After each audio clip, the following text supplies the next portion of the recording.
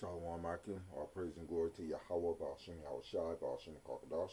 Double honors to the apostles of Great Millstone. Salutations to you, Akim, doing the work in truth and sincerity.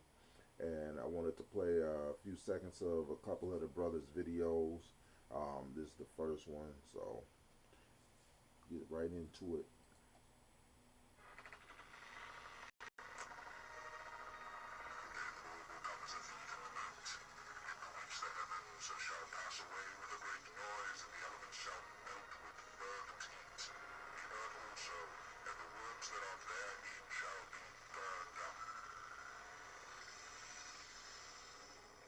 Later, that became the doctrine he was teaching. At the same time, he changed his positions on the names Yahweh and Yahushai. For years, he taught those names. For years, he defended those names. For years, families learned those names. For years, children learned those names. Then later, he began saying those were not actually the original Hebrew names, and that Paleo-Hebrew was not even a true biblical dialect. This was especially difficult for me because those are the names I pray in. Those were the names I believe in. Those were the names I prayed throughout my pregnancy. Those were the names I prayed during my labor and delivery. I had a healthy pregnancy and a delivery that went exactly how I had hoped. And the entire time I was praying in those names. When I asked him about it, he told me I could still use those names and that it would not affect my salvation. He just no longer believed they were the original names. But what confused me was that he had spent years teaching those names publicly. Just a few months before he made this change, he had produced children's books called Yahweh's Kingdom for His Children and Yahushai's Kingdom for His Children. Families bought those books. Parents taught their children from those books. And when I pointed that out to him and said, "You just sold all those books with Yahweh and Yahushai's name in it," he told me, "I know, I'm going to have to make some more and put Gentiles in there." I want to give all the praises and the honor to Yahweh, Bahashim, Yahushua. So, yeah, that was Deacon Hakai's ex-wife or ex-woman, whatever, and she's exposing him. The Heavenly Father put His Spirit on her to expose him, and, he's scrambling. Like she said, she showed the children's books that he made and all that other stuff, and basically now him and Hassad is jumping ship. There's a video out there where Hassad's like, "Hey, well, it's time for them to step back and reevaluate," and one of the brothers, I think it was this brother here from Holy Bible Defenders, like, "What about the flock?" Which is a true statement. What about the flock? When you've been taught and you knew the truth at one point, now you're ready to jump ship after you done made your money. Yeah, well, actually, they jumped ship a while back. They jumped ship during the guerrilla Hebrew days. Once he knew he was gonna get exposed, then they jumped ship right before he exposed himself, or right before he got exposed, so they can keep making their money. Then they jumped ship again and made their own TGC ministries, man. But anyway, let me play this second video, then I get into the scriptures. Well, you should have expected it. And here's how disingenuous Elder Apostle Gabar is and Great Millstone is. Because why wouldn't you expect behavior that you taught us to do? You guys literally taught us to talk down to women, to beat and abuse women, to take women's money, to not take care of kids, to abandon women and children. And these are all lies, and this nigga basically trying to be relevant again. Yeah, all those are straight up lies. Like the brother in this video said, GMS South Carolina 8. Like, there are brothers in Great Millstone that have wives and don't have none of these problems. None of this shit ain't coming out. None of it. And technically, I'm not even a part of Great Millstone. I just know that they are my apostles. They taught me along with other brothers, and that doctrine that they teach, I follow. So what he's saying is a mf and lie, man. The scriptures don't teach it. Great Millstone don't teach it. Now, if you learn how to stand up against women's bullshit, because you heard the scriptures from them, how you interpret it is you. Study to show yourself approved.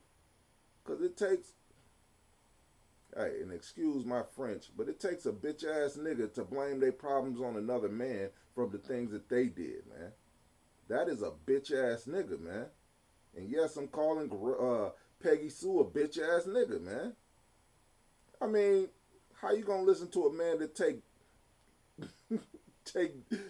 dildos up his dung hole, trying to be, YouTube correct about it?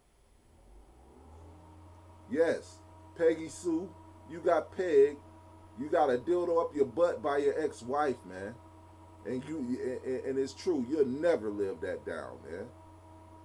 You'll never live that down. And you are not relevant as far as the truth goes, man. You are a straight up demon. Right along with the demons that you taught. These all of y'all are demons, man.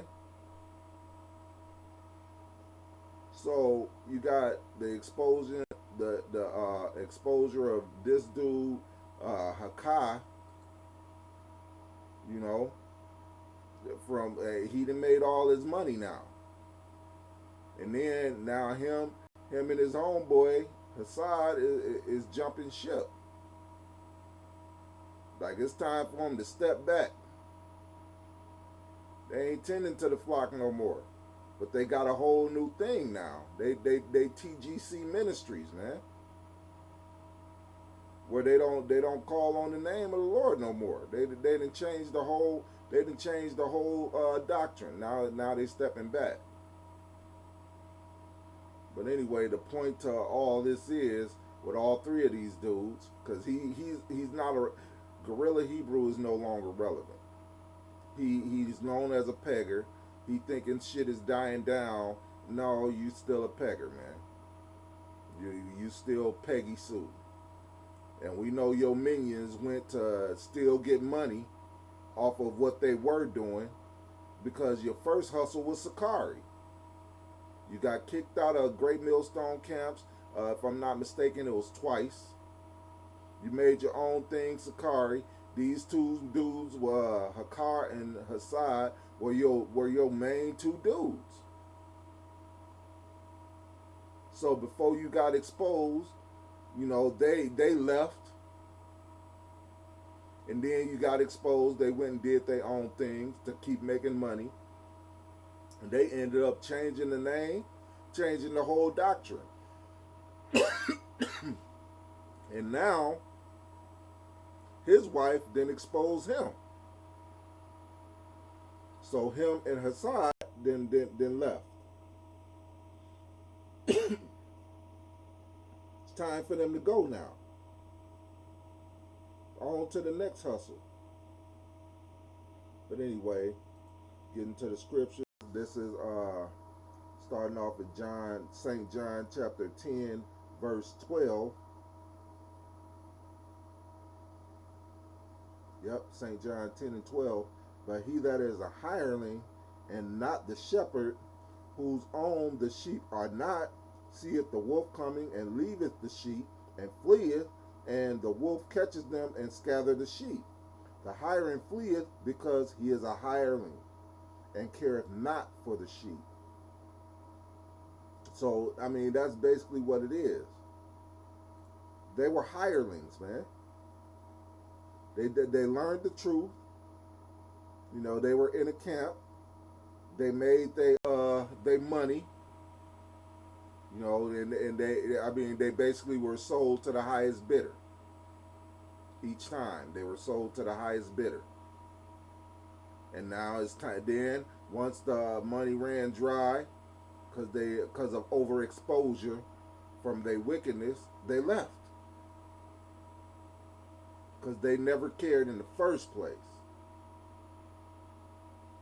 They were in it. They were in it for the finances. This is James chapter 1 verse, let's see, 1 verse 8. A double-minded man is unstable in all his ways. And that's why I bring up this, man. And I'm not gonna hold you up. Hassad and Hakai was both in on it. That's why they became TGC Ministries. Y'all was both in on it, and y'all both was in agreement with it. Cause when this happened, hey, Hassad didn't say nothing, and nigga, look, you ain't no kid. You're not no fucking kid, man. And you was supposed to be against this shit. You wasn't. You was in it for that guap.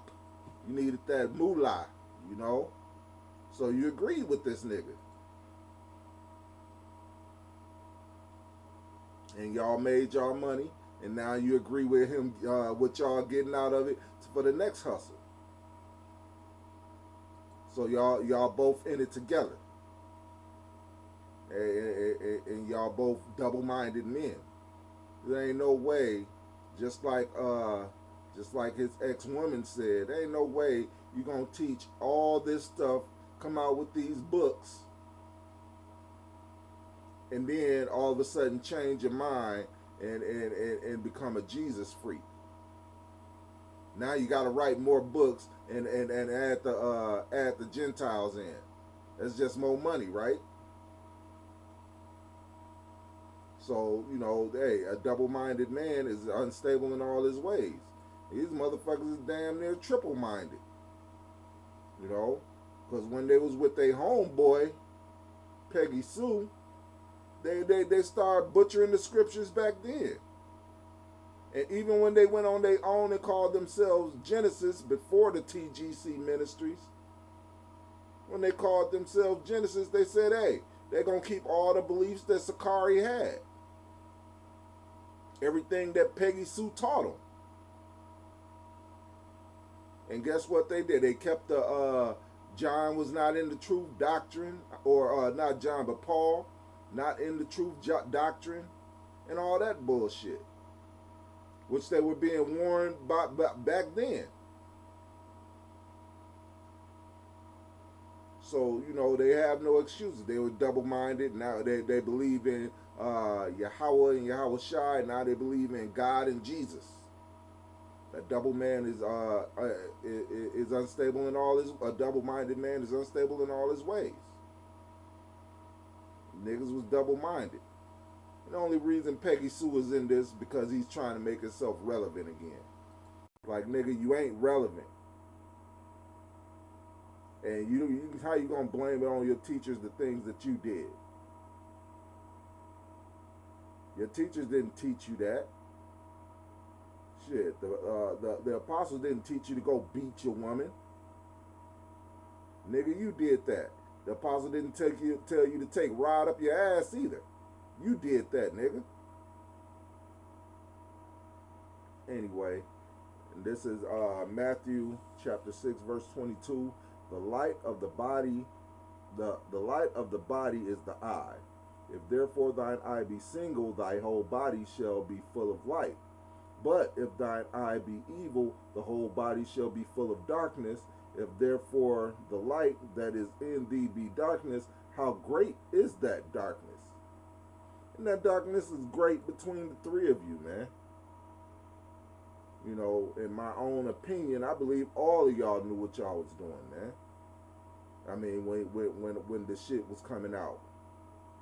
Before the shit was coming out, y'all knew what y'all was doing. Don't get me wrong, the Heavenly Father had this set up for you in the spirit, but y'all knew it, man. Before the Heavenly Father exposed you. And now, hey, what is it? What Peggy Sue is exposed, and then the Wonder Twins is exposed now, man. And it's not just all three of y'all are liars, man. All three. And now it's just exposure time. It's just time that all this stuff that you've done wickedly, thinking it was always going to be in the dark and nobody was going to see it. Now it's just time for it to be told. It's time for the world to know. Whatever is done in the dark shall come to the light. Roughly paraphrasing. And that's all that's happening to you right now. So with that, I'm gonna end it there. Basically, these are just hirelings. They were always hirelings.